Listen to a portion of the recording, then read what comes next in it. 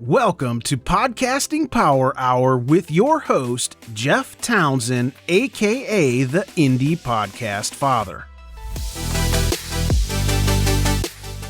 I'm your co-host, Greg, from Indie Drop-In Network. Podcasting Power Hour is recorded live every Monday at 9 p.m. Eastern Time on Twitter Spaces. Every week, an experienced panel of podcasters and other experts will tackle your podcasting questions. We will, of course, put links to all of our guests and any relevant information in the show notes. All right, let's get this party started. All right, might as well kick it off. What do you think, Greg? Yeah, let's get started. Let's get going. Let's get going. The greatest Twitter space in the world. Somebody just sent me an IM on Facebook. I don't know who you are. International Podcast Day live stream invite. I don't know what the hell's going on, guys, but it's Podcasting Power Hour. I'm your host, Jeff Townsend, and with me as usual, my best friend in the world, Greg, founder of Indie Drop-In. How's it going, Greg? It's going good. It's nice that I've been elevated to best friend. I think the last time I was 8 years old, I had a best friend. Well, fear no more, my friend. Fear no more. Thanks for helping like you always are. I really do appreciate it. No problem. This next man is probably like my 67th on the friend list. Tanner Campbell. He's a philosopher now. He is no longer involved in podcast improvement activities. This is it. It's exclusive. If you want to hear Tanner talk about podcasting, you have to come here. It's becoming that way. Thanks for having me, man. Remember like 2 weeks ago when you're like, you will not see one more tweet from me on Twitter to the public. And then since then, your like tweet ratio has gone up 10% than it was before. I've got like 40 tweets. Well, because you delete them every day or whatever. I don't know, using some sort of fancy software. Jim Mallard. How's it going? Who do you have lined up for tomorrow night on the Mallard Report? Well, you would ask. I don't have it right in front of me. I'll look it up and I'll tell you at the end of the show. All right. Sounds good. Thanks for coming in, though. Digging holes and taking souls. The Hall of Famer, Dave Jackson. Thanks for joining us, Dave. You were out last week. Were you playing bingo with your friends? Dominoes? Is that what it was? Yeah, I actually had a friend in from out of town that I've known forever. And and that's really the only friend I have. I had another one, but I forgot to feed it and it died. So I had to pay attention to this one. So there we go. Thanks for having me, man. Looking forward to it. Yeah, no problem. You'll always consider you a friend, Dave. Hey, Dave, you should try out a best friend. It feels pretty good. Yeah. Someday. We all have goals. And of course, we have some of the amazing usual people. Ed, it's the Wizard Podcast, the greatest song ever sung. Shitty. I'm just kidding. It's poorly. And yes, I would have got it right. I just missed it on purpose. Ed, too. Yeah. Jonah, Neil, jacking around Jack Ingram, representing that podcast well. I appreciate everybody. Where the hell is David at? This is unacceptable. My gosh. All right. We'll go ahead and get going. Greg, what do we have on the agenda today? Well, we have a lot of good things to talk about. We're gonna talk about call to actions. We're gonna talk a little bit about Dave Jackson's podcast Rodeo Show. He doesn't know that though. Man, maybe I did a good job making that title, didn't I? Yeah, dang it. He does know it.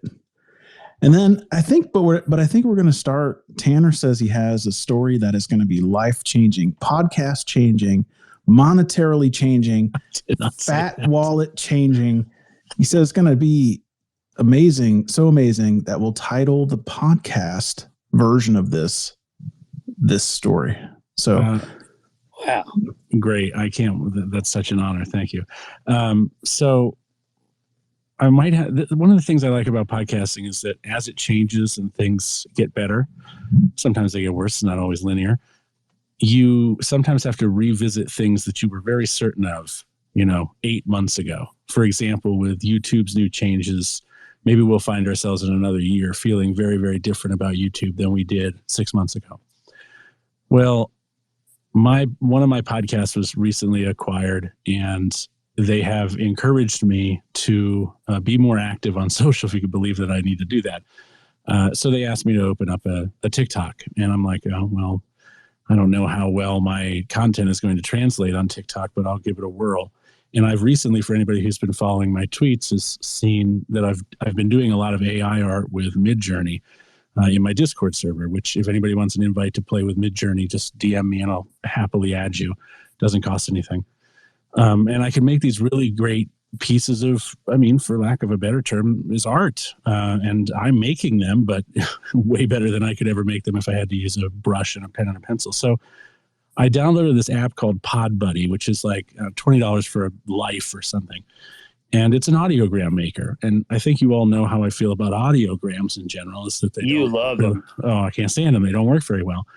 And I didn't think that TikTok was necessarily a great place to do cross-platform promotion of podcast content. Now, here's the thing. I want to preface what I'm about to tell you with, this is a one-off. I am the only data point in this experiment, right? So it's not fair to say that this definitely works. I hate when people have singular success and then go become a podcast coach and say, well, I did it this way, so it's going to work for everybody. But it is interesting that it happened. So I created these audiograms that were essentially just, if you go to tiktok.com/@stoicismpod, you can see these images. Or if you just scroll through my Twitter timeline, you can see them. They're black and white, men, women, different backgrounds. It's just AI art. So all I did was take this AI art, lay a progress bar over the bottom of it, put it in, 6 by 19 by whatever it is, letter format, but story format. And upload it with the audio to TikTok. And one of the things that I've hated about TikTok for a long time is that you have to have 1,000 followers before you can go live. And I had a TikTok, once upon a time, and I think I had like 20 followers. And I was like, I'm never going to be able to go live on this stupid thing. Within, I shit you not, 2 posts, one of my posts went what I would consider to be viral. It got 40,000 plays, or just shy of 40,000 plays in like 48 hours. And I already have 1,300 followers. And the interesting thing, the thing that is making me rethink how I feel about TikTok in general, is that if I look at the day that I created that, the day after I created the TikTok account, I have twice as many listens as I do on any other day, whether it's compared to that day in the previous week or any day previous to that day in any previous week. I went from having 10 or 11,000 downloads a day to having 27,000 downloads in one day.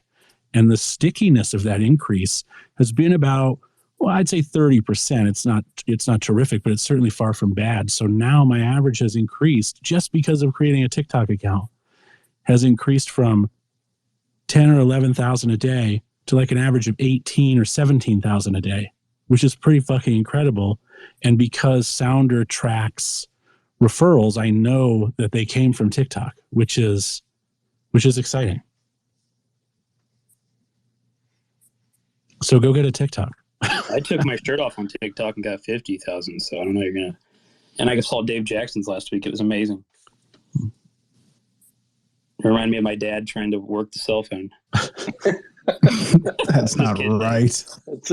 So the point of that story is not just maybe get a TikTok, but I shit talked TikTok for a long time, saying it wasn't a great place for this kind of work.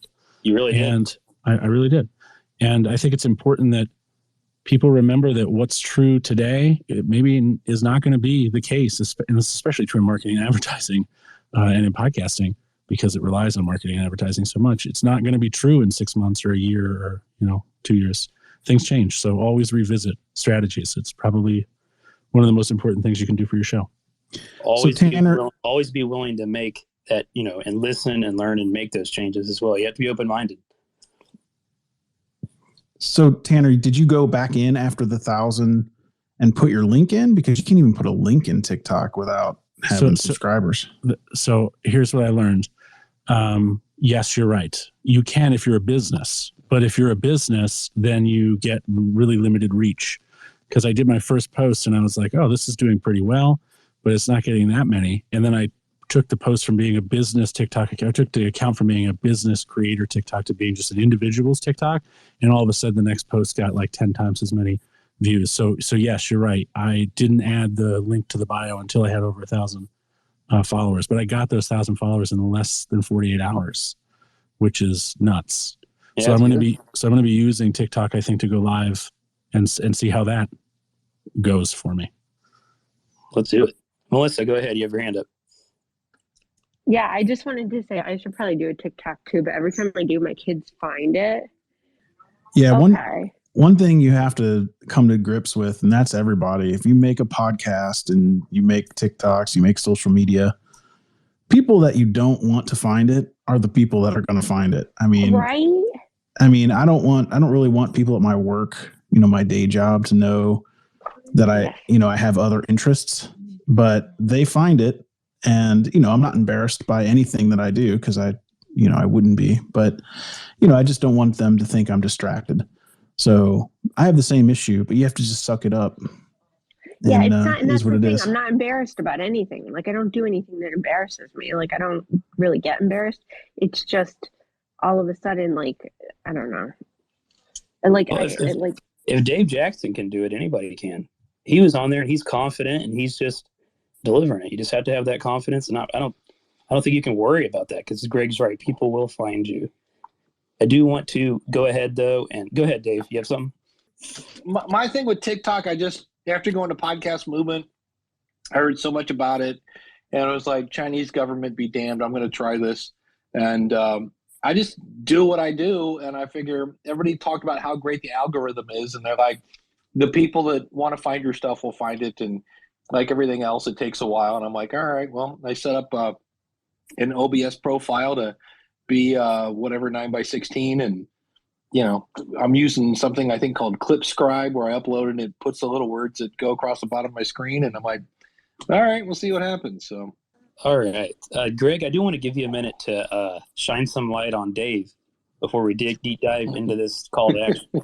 So I used two of your resources, Dave, in the last couple of days. For one is I took your list of all the podcasting shows about the podcasts about podcasting, and I added every one of them that was live to, just one of the new podcast apps. Like I'm using Cast-O-Matic for it.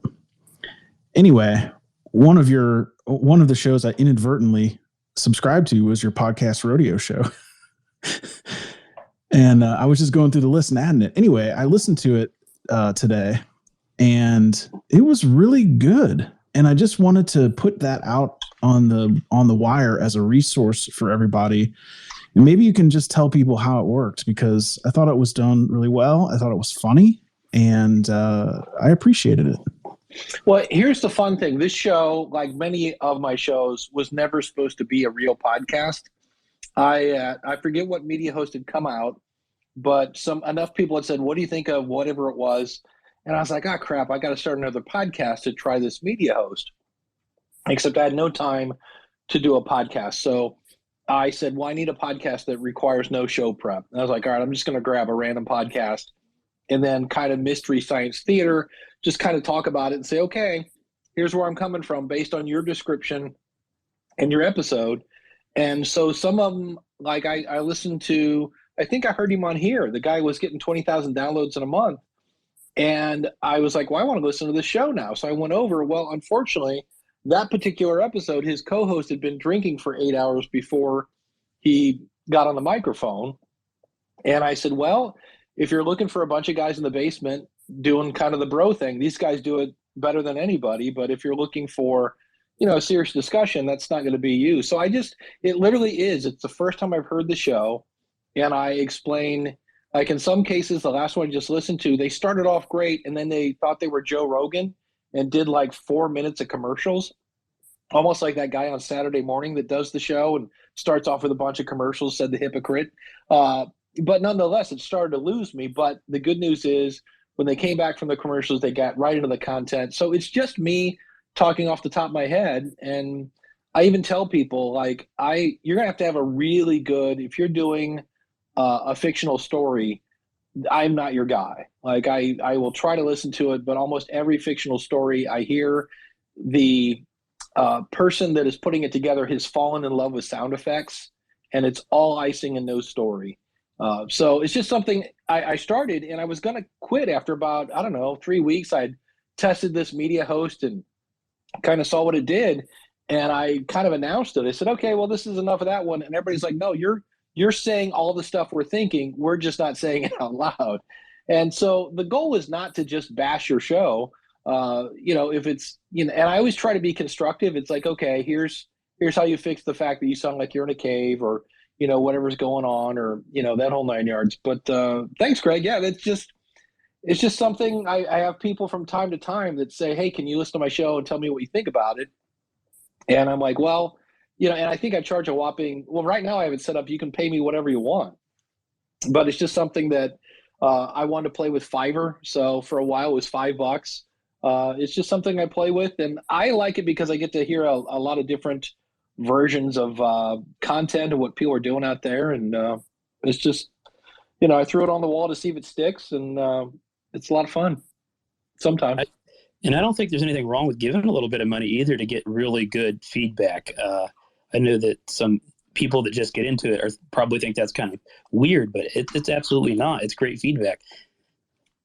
Yeah, I talked to Jack from the Darknet Diaries, and he spent a lot of time making sure that the show was good before he promoted it.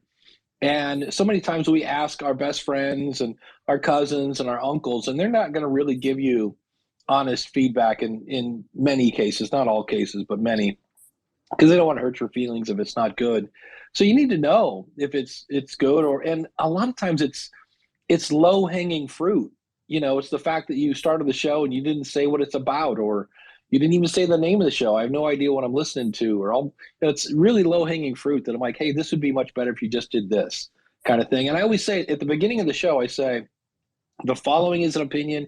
It's only an opinion. If for whatever reason you disagree with this opinion, feel free to never listen again. It's like I'm not the podcast sage that's like the final word on everything. I'm like, this is my first impression as I listen to this, and it may just be that I'm not your target audience, but there are some things that are just that's bad audio. I can't understand what you're saying, kind of thing, and I point that out. But I also point out that wow, this really hooked me in. This was a great story. You have me wondering what's going to happen next.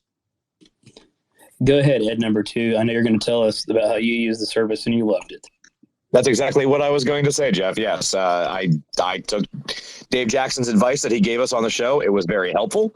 It was amusing. I was amused listening to him make fun of us, and it was invaluable. I bought the book he recommended. I have worked really hard to get my co-host to get to the meat of it a lot faster, per Dave's suggestion. So thank you, Dave. Glad to help. Anybody else have anything else on the discussion of taking that constructive criticism and handling it? I mean, there's nothing wrong with it. Fuzz, nice of you to join us. Speak. Hey, what's happening? Sorry I was late. My wife was at my daughter's dance class, and somebody ran her truck into my wife's parked car. So, so I was just evaluating the damage, and here I am. So, fun, interesting night. You also are a State Farm insurance agent? Yes. I'm just waiting for Jake to call me back. So, what do you think, Greg? I know we can jump into this call to action. Do you have anything else as far as the podcast radio? I know you'll throw it in the show notes for this episode online, and we can get ahead and share it down below too, so people listening can get involved with that. Yeah, no, that's the reason I wanted to bring it up, is because I wanted to try to tell resources that people can use to help them improve their show, and for whatever Dave charges, it seemed cheap. All right. Greg, so the call to action here, and I titled it Rodeo, but we'll move on from the rodeo. What does call to action mean to you? When you hear that, what do you think?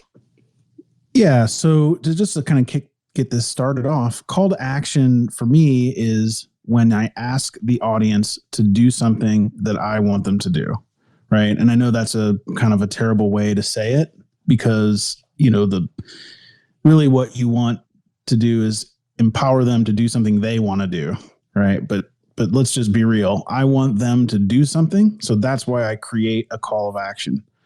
Now, the goal is to, like I said, to get them to feel like they want to do whatever it is you're asking them to do. And that's the hard part. And I thought we could go around the room today and talk about how people construct their calls to action and how we each can improve. What do you think, Fuzz? Do you have something, or even things that did not work, right, Greg? I mean, both examples go both ways. Yeah, I think, everything you do, whether you're in marketing or you're, if you're podcasting, everything you do is call to action from. I shout at my neighbors across the street. That doesn't seem to work. So that would be an example that. But it is a call to action, yeah. And if it didn't work, it's time to try something new. Test and then try something new. Test, analyze, and adjust. That's what we do all the time. And so as simple as getting somebody to listen or to subscribe to your Patreon or tell their friends, whatever it might be. So buy your stuff. That's all. Everything's call to action. So, but people will get overwhelmed, and I think my opinion is that keeping your calls to action concise and tight and not too bountiful is likely to work more than asking people to do all the things that you could possibly want them to do at the end of your episode. So I would stick with a few or one or two, and don't get too crazy. That's a great point, actually. Tanner had a review about that. You want to go ahead and go ahead, Tanner? It's your turn. Segue into it with that. My review? What are you talking about? Didn't somebody say that you were trying to push things? I don't know what the hell it was. Too many. No. Somebody just complained that in the podcast that I create for free and that they said in the review was really enjoyable and very valuable to them, that they thought I should talk less at the start. And I ignored that because that person's a cunt. Wow. All right. Well, go ahead and speak to call to actions while you're up here. I didn't mean to start laughing over you, Tanner. I just, the phone slipped out of my hand because I was laughing and knee slapping at the same time. Call to actions, I'd limit it 1 to 2. I'm not great at them either. I mean, I'll be honest with you. I'm terrible at the podcasting things, but yeah, sorry. Didn't mean to interrupt. I mean, I think so long as you just be authentic with them. I mean, like Greg said, you can't put too many of them in there because there's a tolerance for them, right? And every listener should, while consuming something for free that you labor to create, should have a certain amount of, there's an acceptable amount of tolerance that you can accept that you can expect them to have. And that can be, maybe 1 pre-roll and 2 mid-rolls and maybe something at the very end that they can skip anyway. Everybody who's consuming something for free should shut up and deal with that. And I never feel sorry for any listener that's like, oh no, an ad. Can't you just do that for free? Dude, can't you just make that stuff for free? I don't, it's reasonable to expect some amount of advertising, call to actions, whatever they are, inside of your podcast. But you can't be like, hey, welcome to the show. Have you given me money yet? And then play an ad and then say, hey, hope you enjoyed that ad. Can you go subscribe to me and give me some money now? Like, you have to be authentic about how important it is that you're asking them to do this, especially if it's for giving you money. Explain to them, I'm trying to do this for a living. This show costs money. I'm going to continue to do it, but your support would help make it easier for me. And just respect them for the most part. Respect that they are showing up with an expectation they don't have to give you money, and some kind of, they understand there's a trade-off there. Like, we're not going to give this guy money, but we like their show, so we're going to put up with the ads because, or the call to actions because we know that this person has to make a living somehow. So I don't know, just don't abuse it, I guess. Calls to action are not that complicated. Dave, what do you think, Jackson, we'll segue to you. What do you think the overall purpose, I know that it could be getting what you want or whatever, but of this call to action? I think for me, it's getting people to go to whatever or, consume whatever you're wanting to get them to. Yeah, it really comes back to, why am I doing this? Or what's the most important thing for the show? So if I'm starting a show, I'm not going to ask them to buy my t-shirt because I've got 13 people listening. I just launched. So what do I want them to do? I want them to tell a friend. I want them to share it and things like that. So you have to really kind of boil down to, what do I want my audience to do? But what I hear a lot is, will it be like, follow me on TikTok, like me on this, do that, and I'm like, why not put all those on one page and call it contact? If you'd like to contact me, it's all there. Twitter, Instagram, everything there. My email, just go to schoolofpodcasting.com/contact. Now I've got one call to action. Or, because I remember once I had a guy, he's like, I'm not getting any engagement, and I'm not making this up. He had 8 calls to action. And I go, I'm pretty sure at call to action 3, people's eyes roll in the back of their head and they start drooling. You've lost them already. So forget what happens at call to action number 7. They're gone already. So you have to to figure out what it is you want them to do and do that. Now, for the record, I suck at this. I have a very hard time doing one call to action. So sometimes what I'll do is I'll sprinkle a call to action in the middle and at the beginning, not right at the beginning, like Tanner said. That makes no sense. But it is hard to do just one when you're trying to do multiple things. It's something I work on, and then try to make it easy to remember. So instead of going to try and spell my website.com/27- blah, blah, blah, there are all sorts of things you can use to, schoolofpodcasting.com/follow.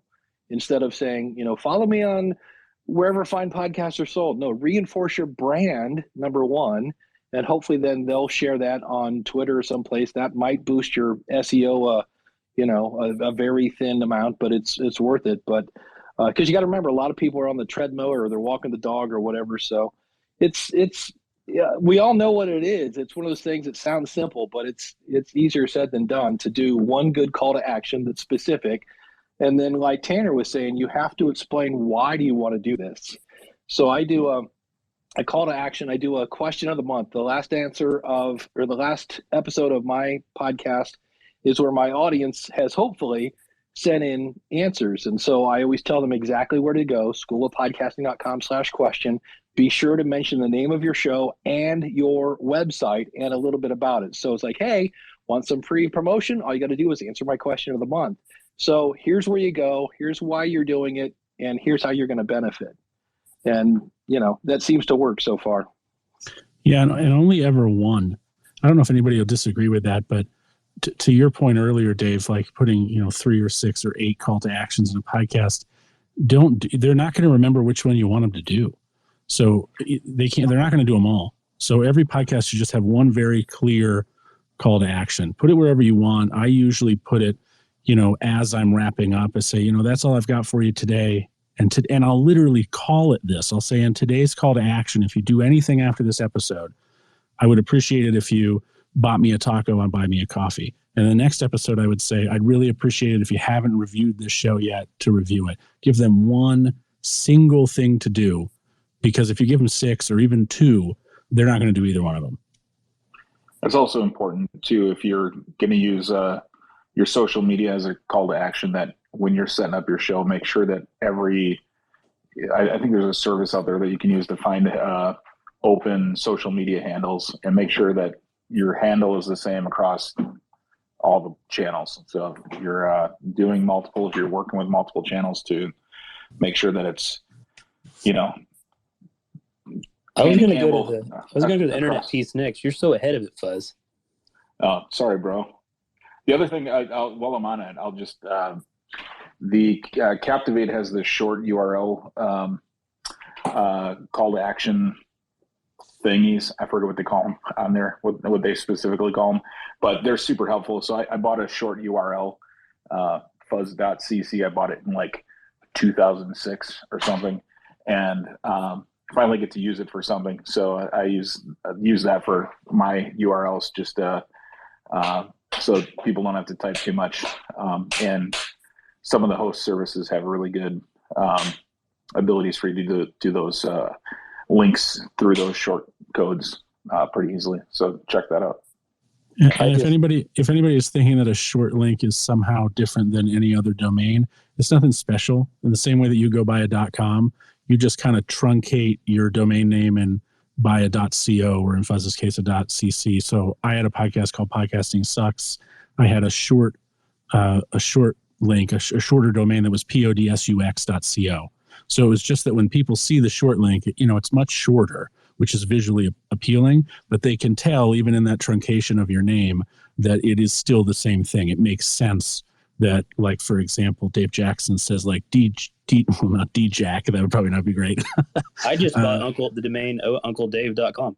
Yeah, something like that. You could do, I don't know, some kind of shortening of your name. Just get inventive. But it's just buying a new domain name for another, $12 or $15 a year. And then it's connecting it to, in Fuzz's case, it sounds like Captivate allows you to use a custom domain for those short links, or you can connect it to something like Bitly, so that instead of using bit.ly, you're using whatever you bought. And then all your links can be that. And when you have one of those, one of the benefits of it is, because you have to connect it to one of those shorteners or to something like Captivate, is you get data about the clicks. I use switchy.io for that. So if somebody clicks it, where they're from, what device they use, when they clicked it, what OS they were using. You don't get like demographic data, like what their gender is or what their income is, but it's still, it helps you to at least see where your links are performing. That was some good points. I think the short is important, but the verbiage has to be strong too. Okay, we got Neil, then we'll go to Michelle. I know she requests to come up too. Neil, go ahead. First of all, I don't even know if anybody can hear me or not. Can you hear me okay? Yeah. Okay, because I'm using a headset rig that I've never used before, but my AirPods just died, so forgive me. No, everybody's hit exactly all the right stuff, and that leaves those of us down at the bottom of the list with almost nothing left to throw in. But let me reinforce a couple of the points that were made.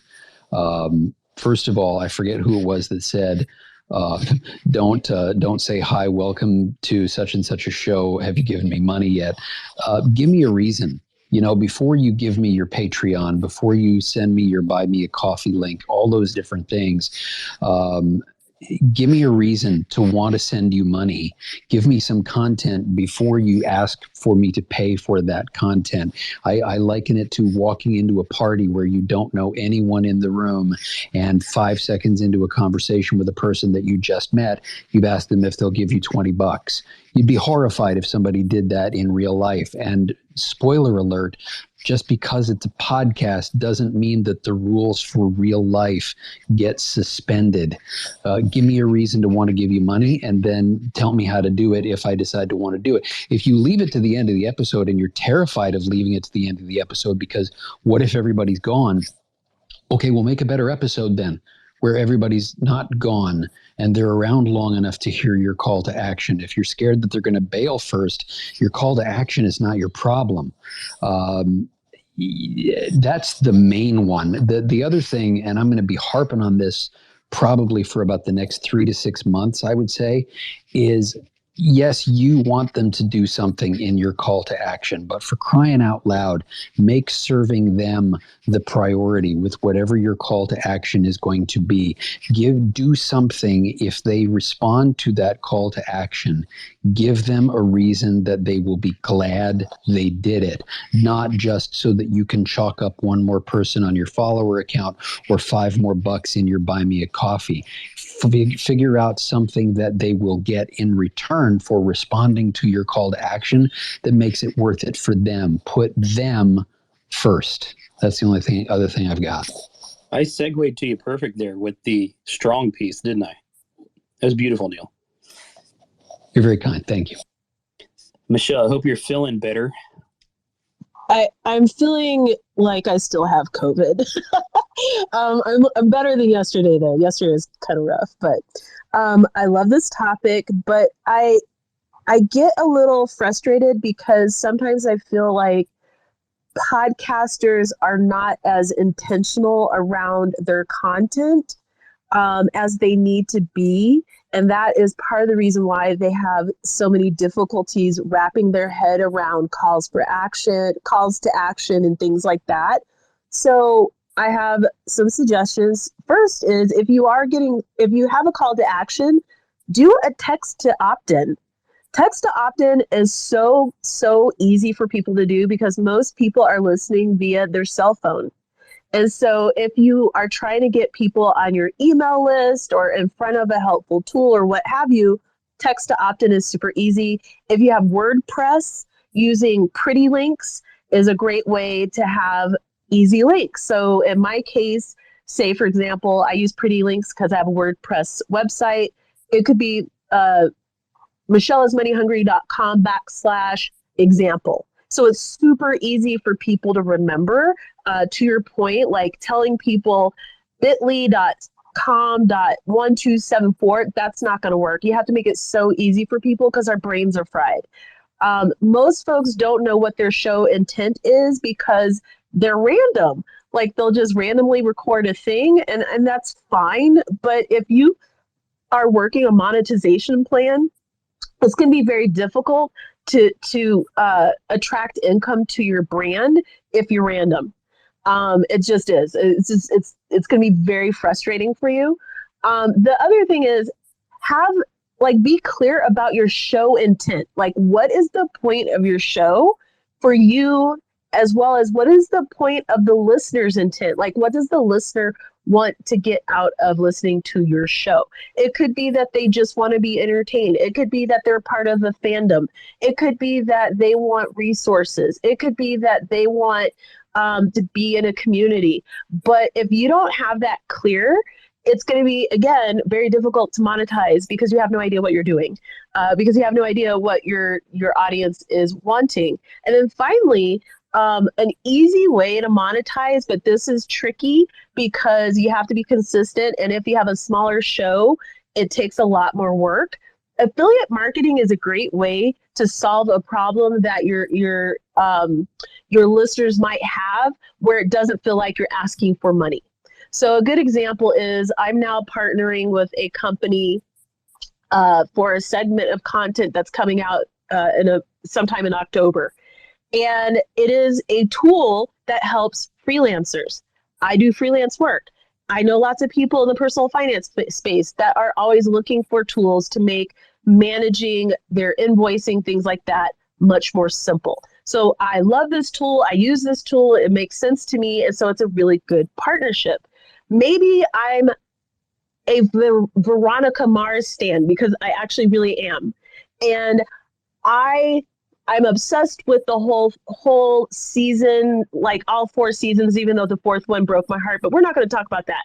And I'm just looking for a place where I can get Veronica Mars sweatshirts, right? Maybe I create a Veronica Mars sweatshirt because my fans are like, I just love Veronica Mars and I love her snarky wit and I just wish I could get, a sweatshirt. Maybe you create a apparel line that's print on demand, so you don't have it up in your house, just people print it when they feel like buying it, and then that's how you monetize. I just think people think really, like, everyone way complicates things, but partly because they don't have the structure and the components behind, like, why are people even going to take an action that means they're spending money? So to the previous speaker's point, you always have to lead with the audience. And I feel like most conversations that I consistently hear in podcasting, because podcasting is still in its infancy, people are so uncomfortable with monetization that they're kind of framing it in all of their weird, like all their financial trauma around money themselves. So they get weird about how it looks. And as a person who's literally built a brand around, I charge people for things, but I do it in such a way that I try to partner with brands so that my content is free. I create books so that people can buy things that make sense. Like, it just has to make sense and people will spend. Please remember that 4 years ago, at Art Basel in Miami, 3 different people paid $120,000 for an actual banana duct taped to a wall. People have money, they will spend it. However, when you're putting calls to actions in your show, you have to always lead with them first. It has to make sense. And I think this is the piece that people just get wrong from the outset, because they don't have they don't sit down for like 15 minutes before recording and have like a a flow for what their show is going to be and what the point of it is and the purpose and who it serves. Like, you just sit down and record, and that's great, but you're not going to convert to money, and you're not going to serve your audience ultimately, like, because you don't know what they want anyway. So that's my opinion. I'm sticking to it. For text, if for SMS marketing, I got to jump in on that. Slicktext.com is good. Community.com is good. Slicktext.com is probably the most affordable, as a pretty approachable pricing scheme. And I think it has a 14-day free trial where you can send up to 50 texts, which most people are not going to send that many when they first start. So you can kind of get like the hang of it. But text SMS marketing is what you would Google to find solutions for this. And it converts at an incredibly high rate, and it allows you to have one-to-one relationships with people, get onto their phone, get into their text messages. And if you do it well, it can be extremely powerful. And also what Michelle just said on like trauma around money, like, oh my God, how have we not had tacos yet, Michelle? You're like literally miles from me. We need to meet, because you and I are so on the same page. It's ridiculous. I get so mad about that shit. Like, you start talking to people about money and you realize that when you see their faces realize that money's not the problem, their perception of money is the problem. It's like you change their whole life. You and I need to be best friends. Okay, so that needs to happen soon. When I don't have the COVID, I will definitely be up for this, and I'm going to Breckenridge in a couple of weeks. We're up for it. Pixie wants to meet up as well. Rad. Tanner, which one did you say you used? I've used community.com in the past, which was Gary Vaynerchuk's project for a while. It's now kind of taken on a life of its own. But I use Slick Text now, SLICKTEXT.com. Okay, we've been using Simple Text, and that's, ooh, how's that? I haven't had that before. Okay. Yeah, that it's pretty good. It's we use it for some pretty big campaigns through Tractor Supply Company and some other stuff that we're doing. So, is it approachable for somebody small? Yeah, it is actually. It's approachable and scalable. So we've had great success with it. Dope. Podcasting Power Hour is part of Indie Drop-In Network. If you are a podcaster looking to grow your listeners, check out IndieDropIn.com. Indie Drop-In is always free, and we have opportunities right now for comedy, true crime, scary, and paranormal podcasts. Just go to IndieDropIn.com to learn more. Yeah, Tanner, I just looked. Tanny.com is on sale for $4,500. Go ahead. Tanny? Go ahead, Ed. I have to run, but I just wanted to hop back to the call to actions really quick. The most effective call to actions that I've ever had is when people like you and Tanner have done call to actions either on Twitter or in their podcasts about my show. So whatever I'm doing, don't do what I do. Do what Tanner and Jeff do, because the for example, the call to action you did last year for the Halloween episode was probably the best one I've ever had for my show. If you can get somebody who's trusted within our community to do a call to action for you because they like you or they care about seeing you succeed, that's probably going to be even better call to action than one that you throw out yourself, because they're speaking of authority. They don't normally do call to actions for other people. So I wanted to say thank you to you two specifically, because your call to actions have been the best call to actions for my show in the last year. Thanks, man. Yeah. And this year we're going to do a Halloween episode together. No, we're going to do a Nightmare on Elm Street. We'll talk about that later. Hey, take care, Ed. Be safe. Don't run. You could fall. Great. Back to you. I was just hoping that Ed doesn't break his hip. I realized that I'm young compared to him. Absolutely. So one thing I just want to point out a little bit is you also need to be intentional about the language in your podcast. So one thing that I try to never do is talk about my podcast kind of as a podcast, right? I talk about it in its using its name. So, for example, I'll say thank you for listening to True Crime by Indie Drop-In, instead of saying thank you for listening. You know, if you like this show, hit subscribe. Because one thing that stuck out at me, which I thought was really strange, is I told you I added all these podcasts for podcasters into my one app so I can listen to them kind of in a list. And it's surprising how many shows where I'm listening to, I forget who they are, what the name of the show is. They're asking me to do things, and I'm thinking to myself, who is this person? And especially for shows that only come out like once a month or at unusual intervals, they just end up in my playlist, and I just am moving through them. And at the end, they're like, "Thanks for listening. If you like this show, hit the subscribe, and you can check me out, on Twitter at whatever." And I'm thinking, huh? Like, what show even is this? So I don't know if that's a common thing, but I make sure to always I always say my show name. I always make sure to say it at the end, and make sure to give any call to actions that are very, very specific to the name of the show. Because I figure I'm jammed in a playlist somewhere on a long car ride or walk or run or something, and people just might forget. Let's go ahead and talk about some other ways to do this. I know we touched up on social media a little bit. Is the concept there different? And how are some ways you can execute that? We'll go ahead and we'll go to Dave Jackson, then Tanner, then Michelle. Boy, that's a great question. Because I always have a worry that if I just make every tweet a call to action, then nobody's going to, look at whatever I'm saying. So it's tricky. I think you have to point out how they're going to benefit. If you want somebody to click on something, here's how you can benefit. I know anything I put on Twitter, like Tanner was talking, he uses, I think he said Switchy or Switchly or something like that. I use a couple different tools, Rebrandly, which is kind of like Bitly, just to track on what people are clicking on so I can see what's working. But in terms of if the call to action is different, I guess not really. You have to explain, here's something that's going to help you, and this is why you should click. I think that's how you get people to click.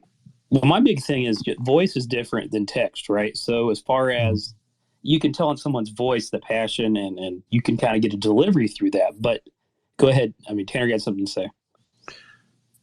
Oh, no, I'm sorry. I didn't realize I was off mute. I apologize.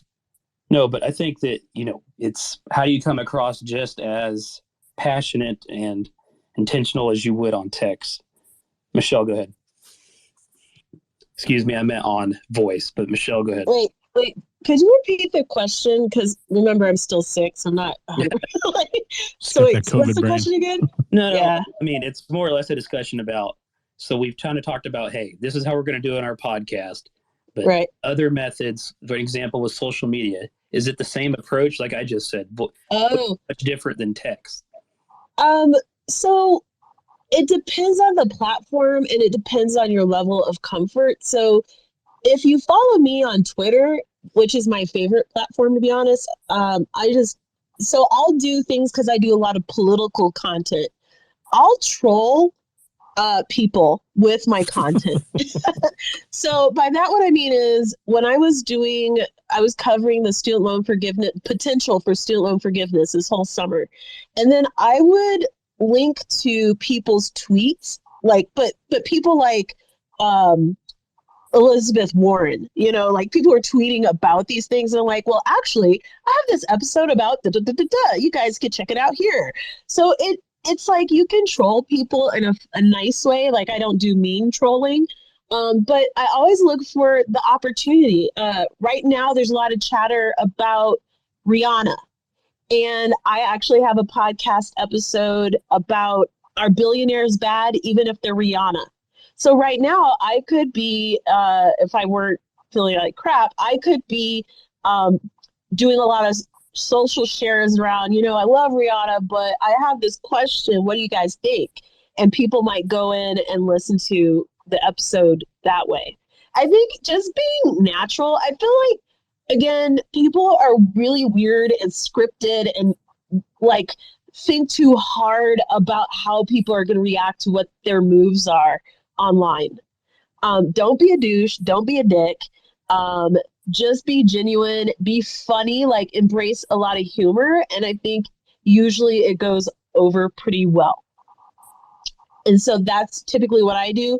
If I want people to take, action, I'll just let them know. Like, hey, this is what I'm doing. Like right now I'm doing a poll. Hey guys, I just need help, with this poll. Just ask them like you would if you were to meet them at happy hour. That's how you should be talking to them. That's exactly how you should be communicating with people, except for on LinkedIn, because LinkedIn's weird. You have to be a little more formal. Other than that, everywhere else, imagine you're at a bar and you've had just one drink. You can't imagine that you've been at a bar and you've had 3 drinks. That means you're getting sloppy. Everywhere else, you're communicating, you feel loose and relaxed, and you're just asking the questions that you feel like the vibes with because you've had one drink. That's how you should be communicating with people about what you want, what your needs are. Absolutely. Tanner? Yeah, I was going to agree with all that and what was said before. I'm not much of a call to action guy on social. I think that, well, except in the way that the call to action might be, hey, here's an article that will be useful to you. So it's less of a call to action and more of like a drawing attention to something that's beneficial to them. It's not that I want them to click on the link to the article because it's going to do anything for me. It's because it's going to do something for them. I usually put my CTAs in the article. So they're more likely, after having gained that benefit, to respond to a call to action at the end of the benefit than they are, I think, to respond to an ask for, stuff that happens on platform like polls. It's probably pretty easy to get engagement there. I have pretty good luck with that. I think most people do. Putting it in the middle, like you just said in the article, do you think that kind of helps with the kind of appeals and more realistic to the people that are actually consuming the product rather than just shutting out in the void? Yeah, I think so, because if you're putting it in the content that they're coming to, there's already been one step in the funnel, so to speak. So you've already filtered out a bunch of people who weren't going to respond to the CTA anyway. In that way it's useful. Sure, that's a good insight, Greg. Jeff. Sorry, I cut you off. I just wanted to mention that because I feel like, especially a lot of newer podcasters, it's kind of shouting into the void. Well, one thing you can always do is make sure you cultivate the right followers so that when you're talking about the stuff that you talk about, it matters to those people who are following you. So I did a little bit of promotion with quote unquote micro influencers when I launched one of my shows, and the only CTA that they had in there was my podcast link in their bio.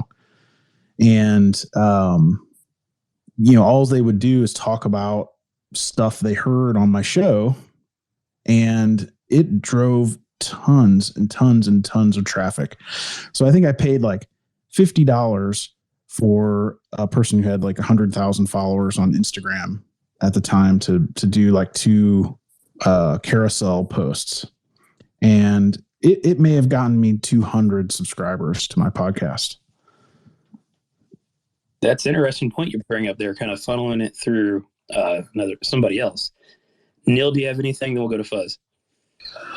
I think one of the best things you can do is for a really strong call to action is come up with something like a really effective one. I think would be something like, when I was born, I couldn't walk at all. And now at the age of 55, I can walk across the room to get a beer from the fridge. Here's how I did it. And then take about 15 or 20 tweets in a thread to outline how you got from 0 steps at birth to 20 steps at the age of, I'm just messing with you. Just what I'm trying to get to is, for God's sake, don't bury your call to action in a thread, because threads make me want to poke my soul out with a spork. Oh my God, somewhere an Ariel Nissenblatt just died. Yeah.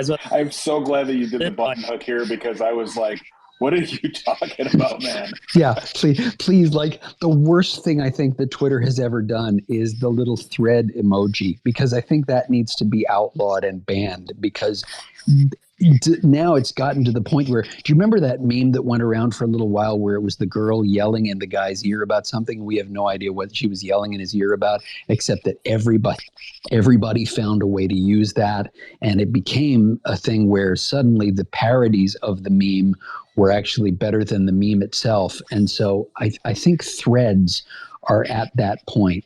I think threads had their day, and now all they are, to go back to something that Michelle said earlier and was piggybacking off something that I said an earlier question ago, like if you're going to put the audience first, if you're going to put your followers first, your listeners first, your whoever's first, you're not giving them threads, because the thread only serves you. The thread doesn't really serve them in any way that I've been able to find or measure.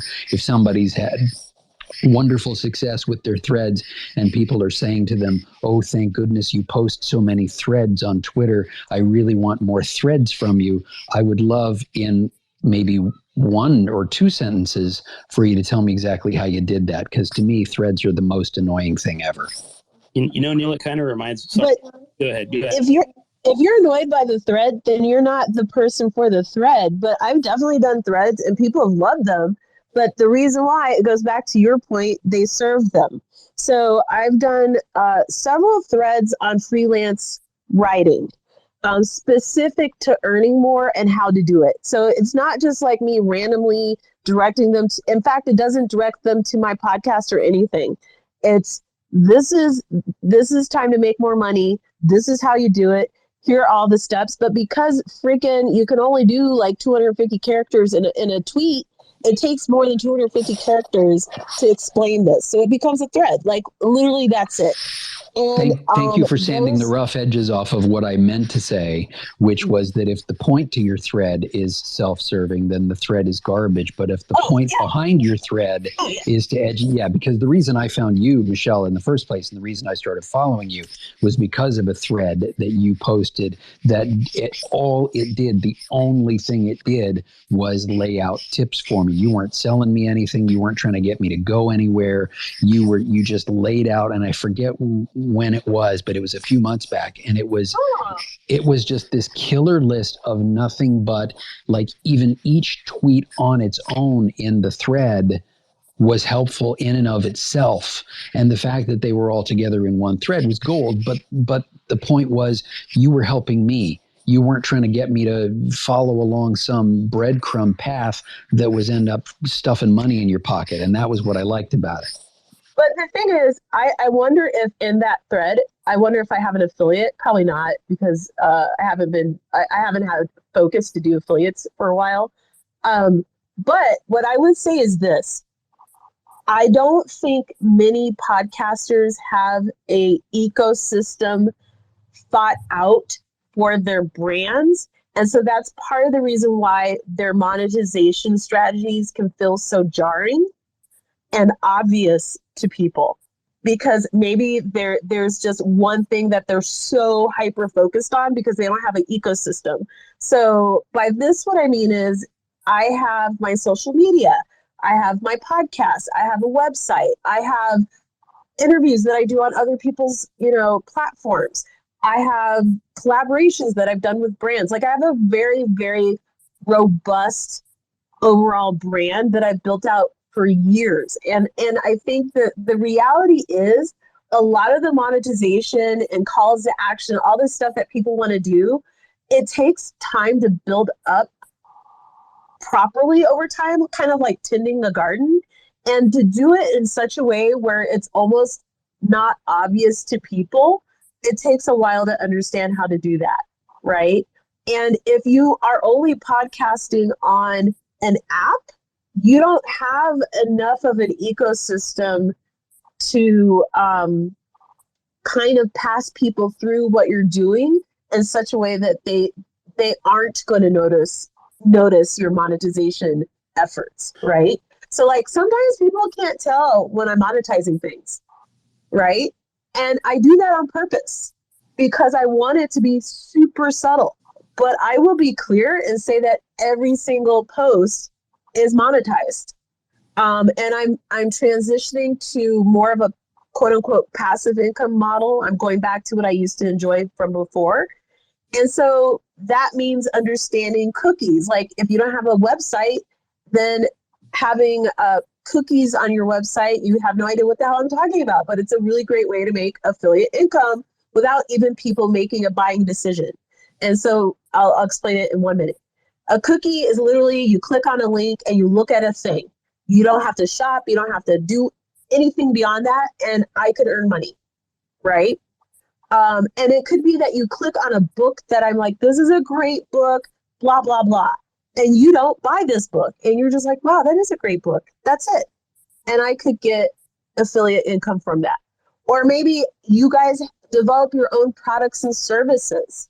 This is actually a great one. You develop your own products and services. And those are the things that make sense within the context of your show and how you're serving your audience. So of course it makes sense that people might want to interact with it. But I just think that the overall brand ecosystem most people have isn't broad enough. And so that's why a lot of what they're doing is so obvious to people because they're in one place.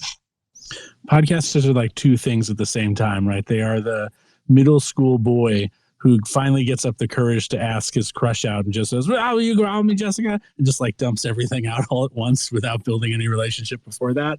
And then they're also the obnoxious college student who's like, buddy's the bad man. This is late stage capitalism, dude. They don't like want to get their shit together. It's so frustrating.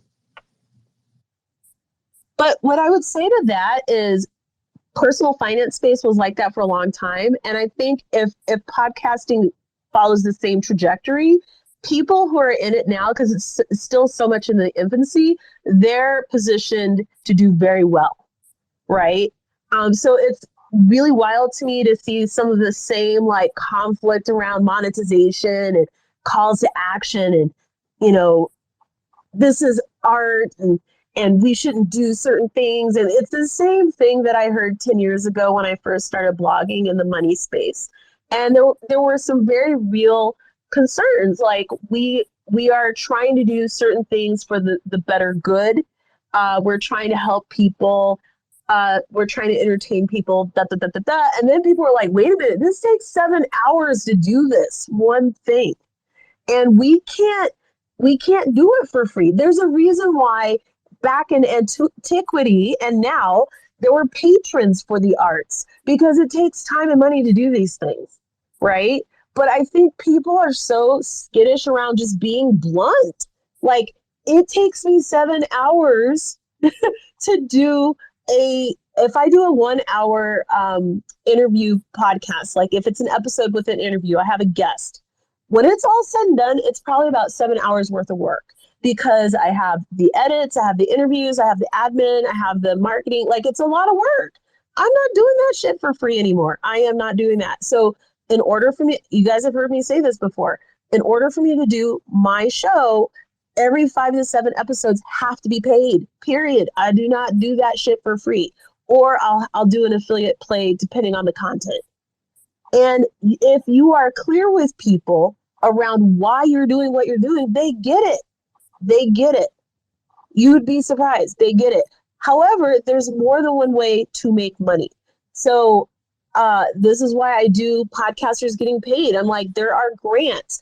There are partnerships with brands where you don't have to have that in your content. Like I worked with Experian last year. That's not in my podcast. That just happened to leverage, like they leveraged what they learned about me. And we did a partnership that was never in my podcast. And that was my most lucrative partnership last year. It was $15,000. So I just think that I wish people would stop being so rigid around like what this all looks like. It's art. It is whatever you want it to be, especially now because this is the Wild West. You don't have to sully your content. You don't have to sell your soul, but you do have to have like a framework around what your content is like who you serve, what the point of it is. And so if you're just like every week sitting down and you're like, let's just shoot the shit, that's fine. But it might be very difficult to figure out the other components to that. That's all I got to say. Wow. Man up or shut up, right? No, but seriously, that's great knowledge. I see you down there, AJ. We'll wrap up with you, but Greg and Fuzz, do you have anything to throw in here? I'll just say what I think I've said on every single podcast Power Hour. It always comes down to knowing what your audience wants, knowing who your audience is, what their drivers are, and connecting with them in a way that they want to be connected with, and connecting with them where they are. So I don't, there's a lot of advice that's been given on here by myself and others, but your show is going to be different than everybody else's show. Your audience is different than everybody else's audience. And you're going to have to test what works for you and adjust and test again and keep adjusting until you get it right. And it might take some time. So there's no one answer. Some of the things you've heard today, if you're new to this, will be things that you can try out, but don't expect one of them to be a silver bullet for your show, because your audience is likely different than every single one of us who has spoken today. So what you're saying, Fuzz, is offer them something they want and your call to action will work. What he's saying is this whole thing has been useless. No, it's good to talk about. It's good to get ideas. It's just that, what works for Michelle isn't going to work necessarily for me, isn't going to necessarily work for pick anybody on here. So, I think, sorry to interrupt you, Fuzz, but I think that you have to do some serious consideration. Like if you're a TV movie pod or you're talking about ghosts, like you really have to think about what it is that how will the listener help you and help themselves, because it's not so obvious. Like if you talk about like aliens or whatever on your podcast and you're not planning to create a product, you're not, you're just kind of hoping for some alien related sponsor to come along, your calls to action are most likely going to be join my Patreon or something to that nature. You gotta really think it through. It's not like you were saying, Fuzz. It's not so easy because you really don't know yet. Like it takes a while podcasting, I think, before you really know what exactly is it that you want to get out of this podcast. You probably started it for fun, and Michelle's a powerhouse. Like she's doing big stuff, right? Like some people are just like talking about kitchen knives. So, then sell kitchen knives. Oh, that was an easy one, probably. Sell some Jinsu knives, you dummies. Yeah. All right, AJ. Hey, can you guys hear me all right? Yeah. Yep. Okay. Yeah, no, like this. This is my first time here. I just came in late, so I was talking with Tex and David earlier about what I was missing here, but I was actually liking what was being said between Fuzz and then was it Michelle who was speaking beforehand, or no? I mean, it was Michelle. She was saying all the smart things. Okay, yeah, no, I was really resonating with what was being said. I mean, especially myself being just coming into podcasting, and just I'm kind of learning bits and pieces from David, and then Jeff, you obviously sent me some links and resources. Some of the people in this group were on that list, so I'm just trying to take as much assistance as I can.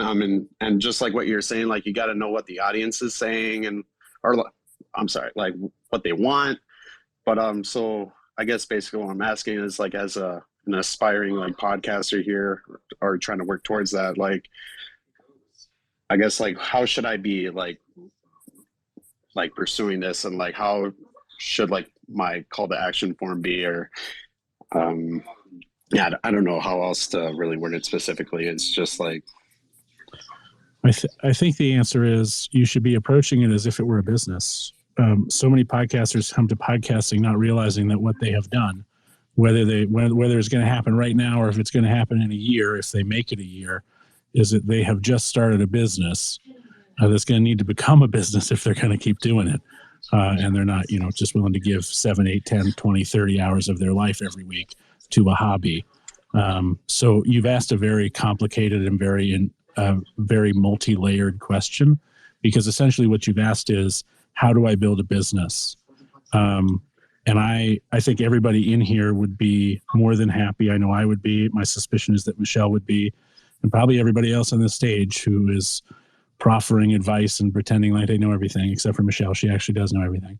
I think that we would be happy to probably have that conversation in like a direct message or an email capacity, because it's too much for me to dive into. Maybe somebody here can give some very quick like highlights, but I mean, I really do feel like what you've just asked is, how do I start a business that works?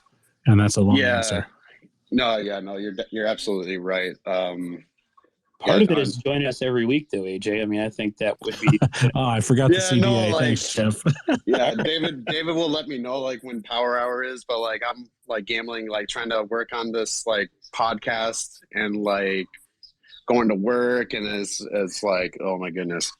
Yeah. Like I literally came in and I'm like, I literally texted him like, all right, what are we talking about? What are we talking about? I'm just completely burned out, like from working like multiple doubles like this past like 4 days. And I'm like, okay, like, hang on, what are we talking about? Like, oh, okay. So X, Y, and Z, et cetera. But, oh my God.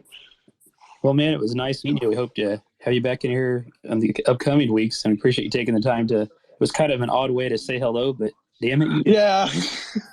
Well, hello, hi.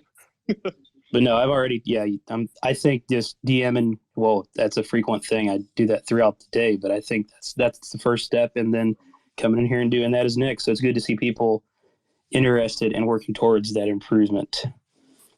Yeah, I don't know. I don't remember how often like you guys will have podcasting Power Hour.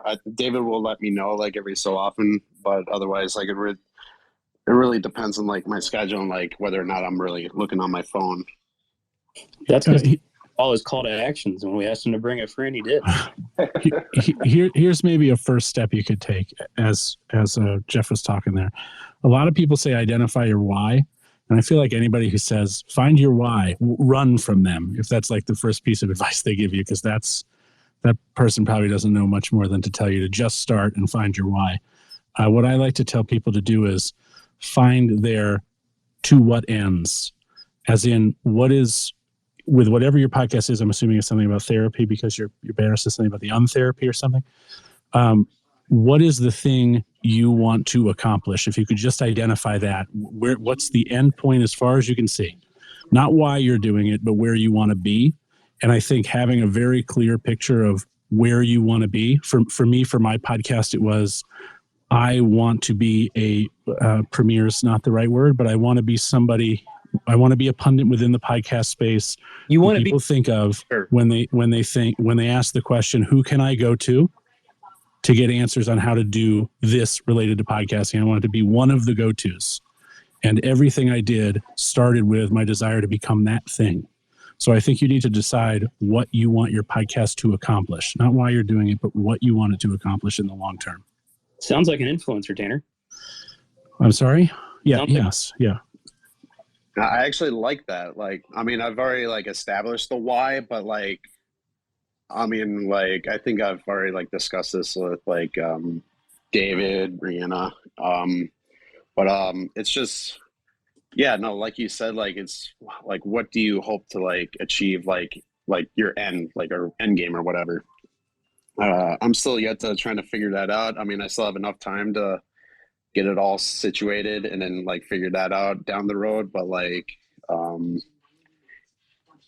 yeah, no, I guess there's just some anxiety there, and like I just don't want to end up just losing focus on that. And then I want to say something. Why are you making this so hard? Like this should be enjoyable. There should be no anxiety around it. There should be no expectations. And it takes a while, in my view, to figure out if podcasting's the right thing for you anyway.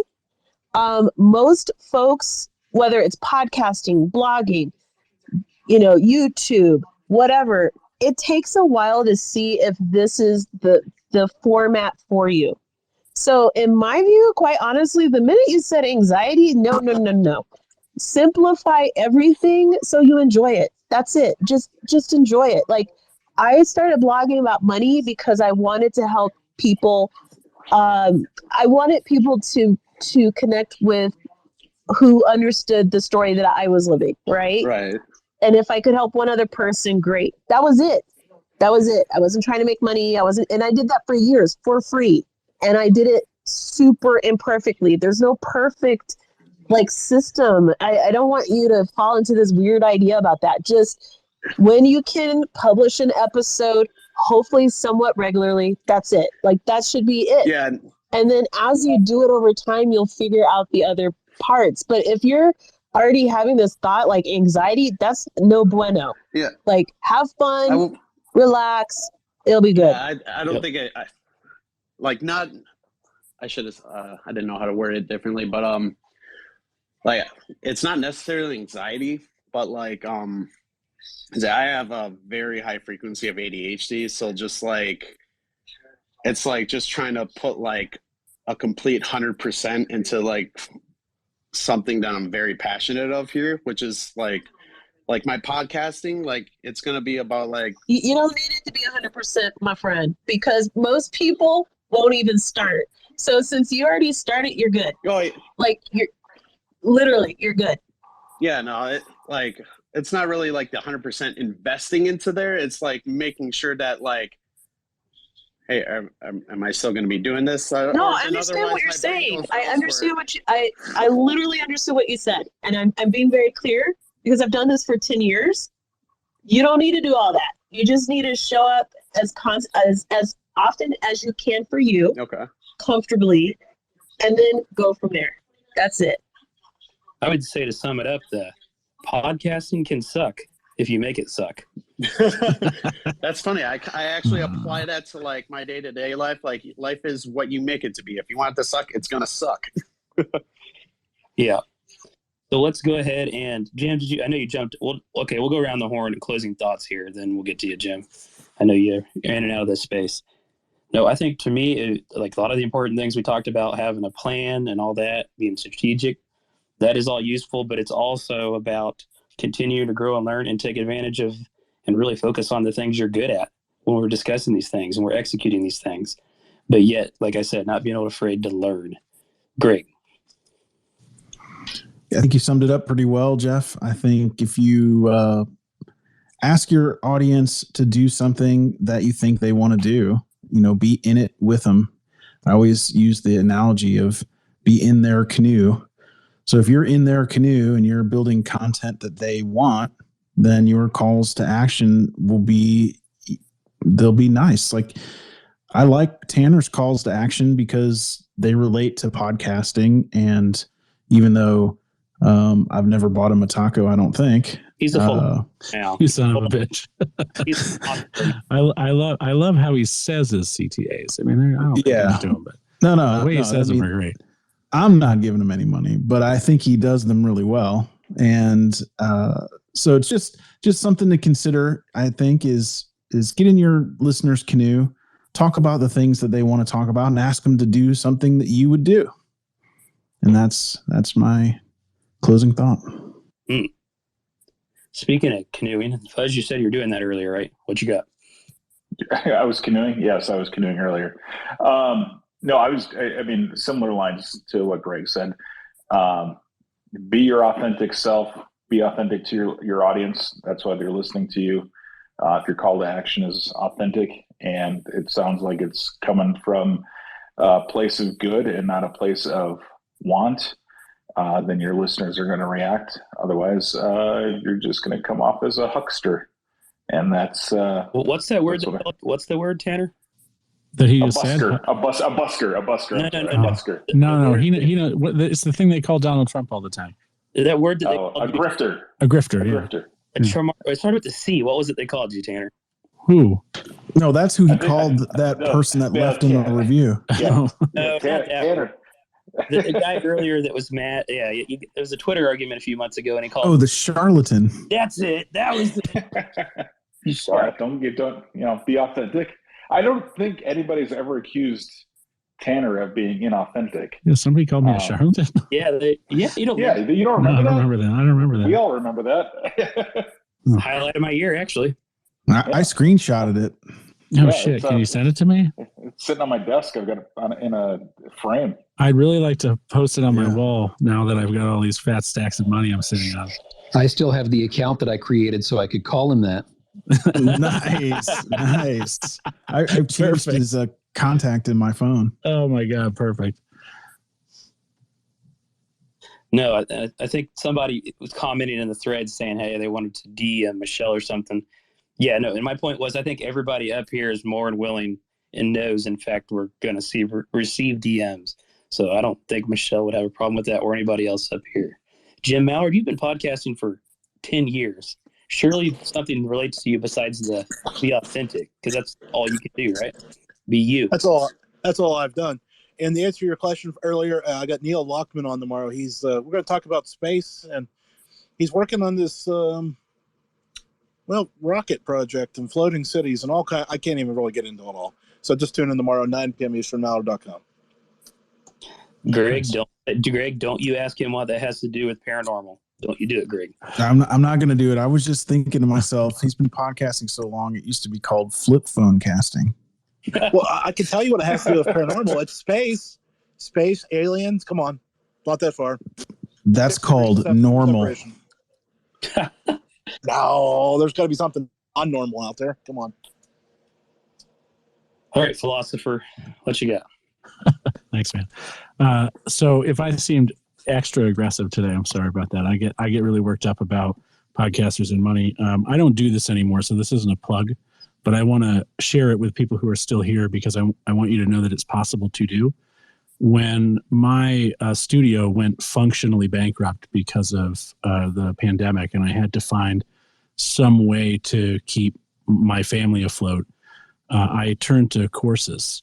I had done that maybe a few months before the pandemic started, but towards the end of 2020, in December, in fact, I stood up a course called the Podcast Revenue Machine, and I charged $5,600 per enrollment for it. And I helped, I think I had 44 students in total over the few 9-week periods that the course ran, because it was a 9-week long course. And every single one of those students, with the exception of one who was absolutely impossible and didn't listen to a damn thing I said, went to bad fit. That's my fault. I shouldn't have sold her the course. Went on to, and still today, makes 5- and 6-figure gross revenue from their podcast through the methods that I taught in that course. Now, I don't teach that course anymore. I'm not going to teach it anymore. Don't DM me and ask me for access to it. It doesn't exist anymore. But those podcasters did it. It's possible. And I think one of the things that motivates me, and probably maybe motivates Michelle as well, is that we know that you can do this, and we know that that kind of money would really probably help most podcasters. They'd be happy to escape, working for some job they undoubtedly most of the time would rather not be working for somebody else, would rather be working for themselves, making their own fucking money and not having to give most of it away to whoever they have to give it away to when they work for somebody else.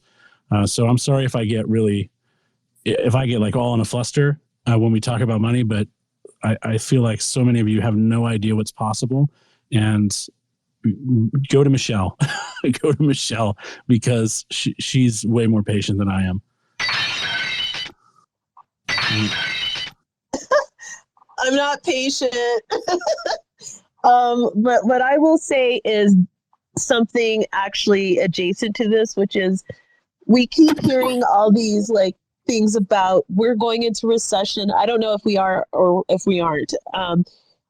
And people will be nervous to do monetization activities during a recession. Please remember, money is made all the time. So still do whatever you need to do to make money with your show if that is something you would like to do. If you don't want to do it, no worries. So for me, I'm not changing anything that I do with my show. I'm going to dig in deeper because I'm in personal finance space. Obviously, there's a lot of opportunities if there's a recession. If there's not, no big deal, whatever. But there's always money out there. Again, people pay for weird shit. People paid, I'll never forget this, $66 for a pound of collard greens from Neiman Marcus for Christmas. They have their Christmas catalog. People are weird and there's money everywhere. It may not flow the same way, but there are people who may be interested in either investing in your vision. There might be grants that give you access to funds. Like there's just a lot of different ways to do a thing.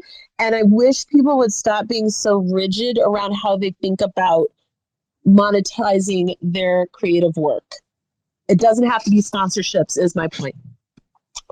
Oh, Michelle, thank you. Seriously, all jokes aside, as always, you bring great information and you just hit it home with it. So we really do appreciate you.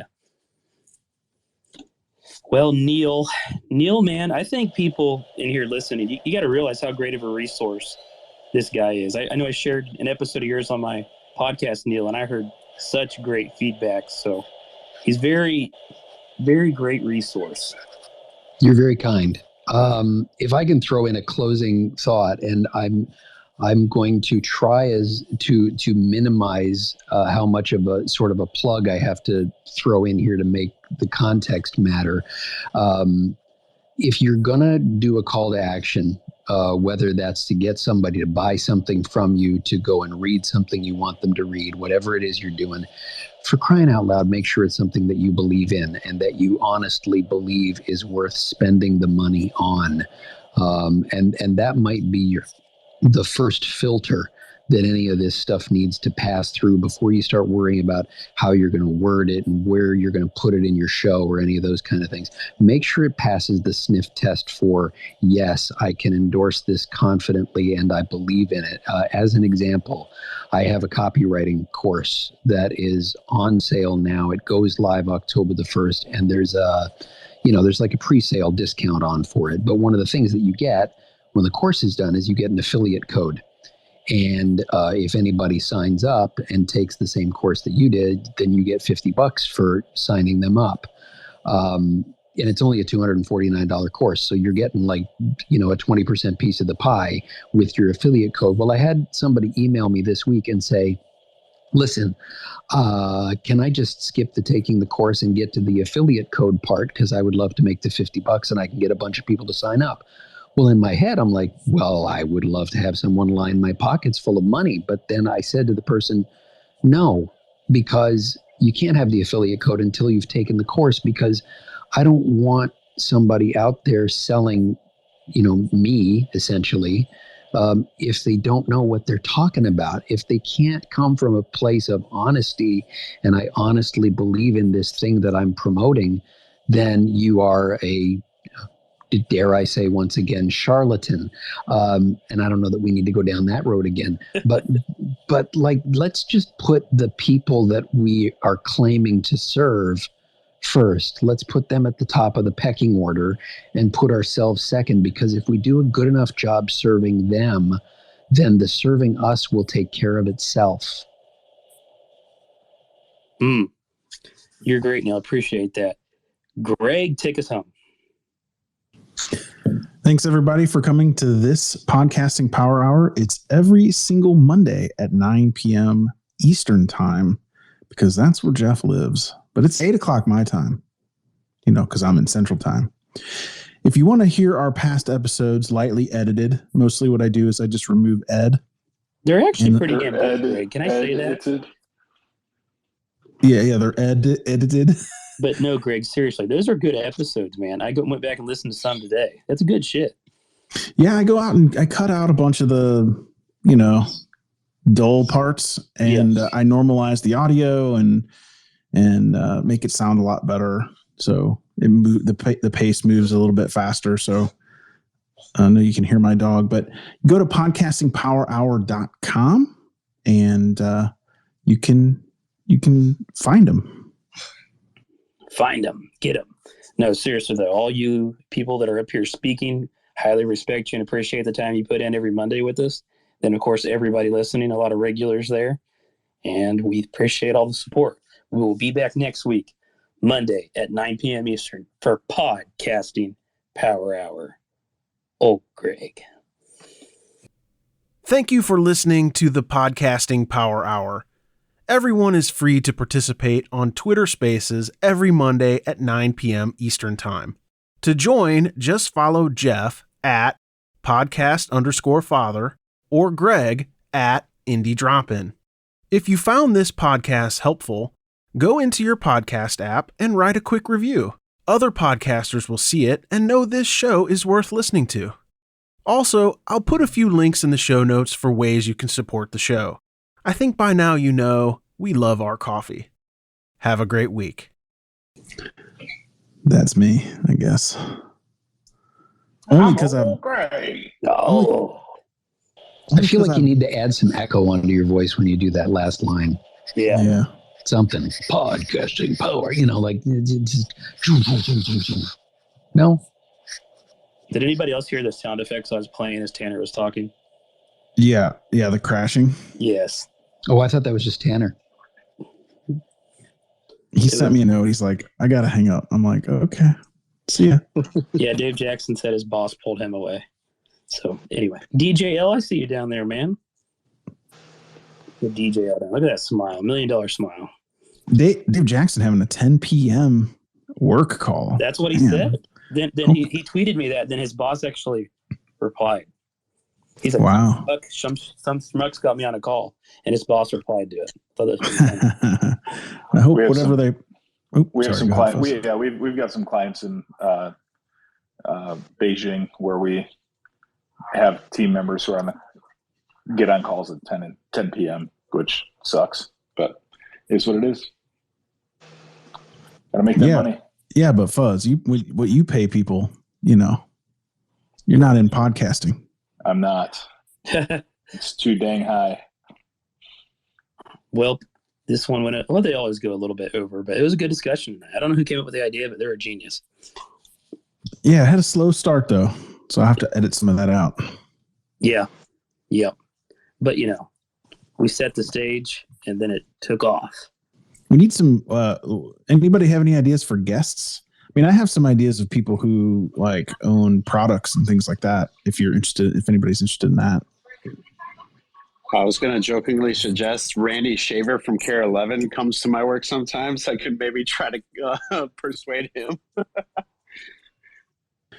I don't even know what that is. Yeah, so, Greg, yeah. Greg, I don't know what that is.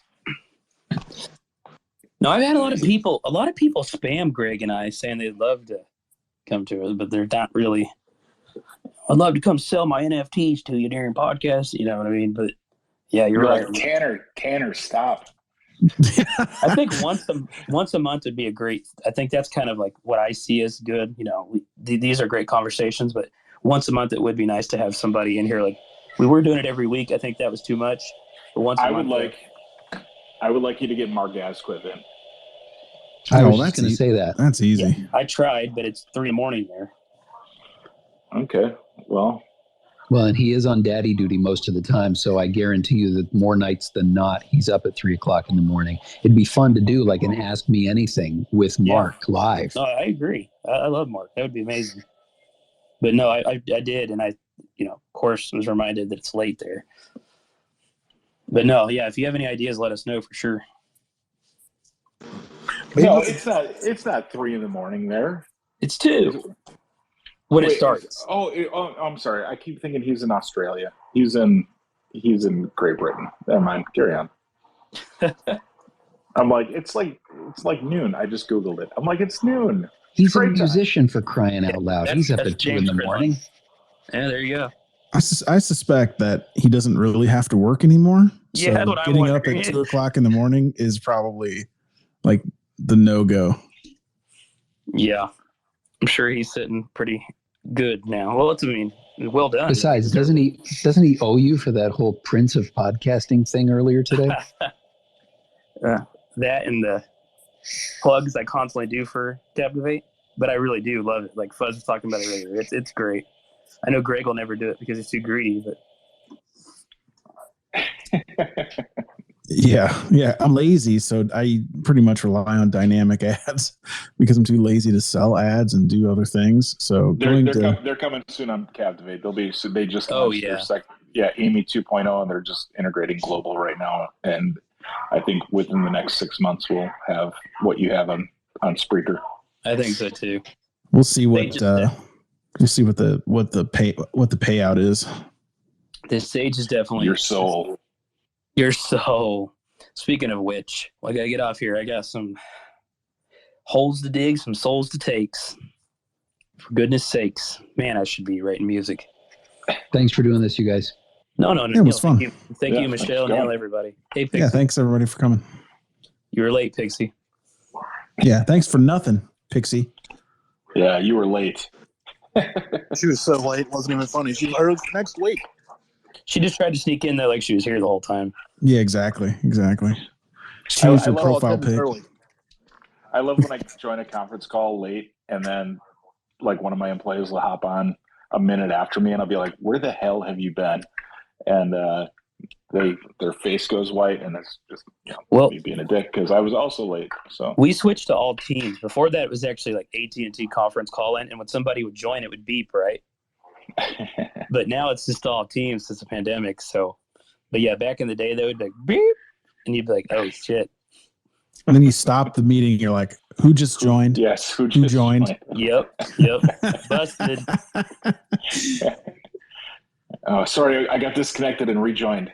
Yeah, exactly. Yeah, sure. All right. Good night, y'all. Yep. Good night, everybody. Good night.